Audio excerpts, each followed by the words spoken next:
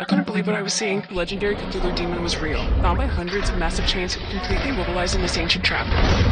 Whoever built this prison had constructed an enormous underground palace to contain the creature. To make absolutely sure it stayed locked away, it had placed bloodthirsty orbs throughout every tunnel, things that could devour anything in their path. But even with all these precautions, the monster had awakened and was now trying to manipulate intruders into breaking its seal. Here's how it all started. Our special ops team got orders to rescue hostages from a kidnapping. The kidnappers dragged their captives into a cave and never came back out. We had no choice but to go in after them. We found a blood-soaked skeleton that looked like something had gnawed on it, picking it completely clean, and it wasn't the only one. These were the remains of everyone who'd entered before us. Before we could process what we were seeing, gunfire and screams echoed from deep within the cave. The captain led us deeper inside. We'd barely taken a few steps when a glowing insect dropped from above, landing right on one of our guys. A teammate yanked it off, but what we saw next was horrifying.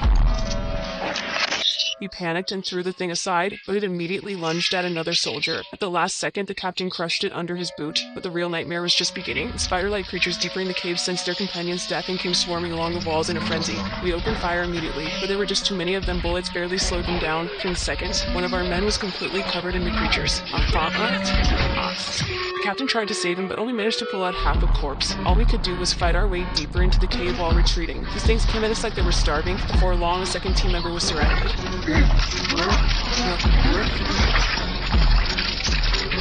Captain gave him a quick hand, and we kept running.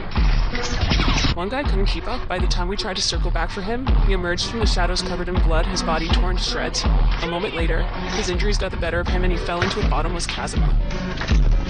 At least the creatures didn't follow us any further. They seemed to be guarding the tunnels and wouldn't come near this area. That's when we heard an eerie roar. We turned around in shock to find a massive underground palace behind us, with dozens of enormous chains carved with ancient runes crisscrossing through it, anchored into the surrounding cliffs. The strange roaring sound was coming from inside. Through my scope, I spotted a tunnel on the far stairway that seemed to lead outside, but with the entrance blocked by those spider creatures, we had no choice but to keep moving inward, maybe because we got closer. The creatures that had been avoiding the palace suddenly came after us again, and these ones were bigger and more vicious.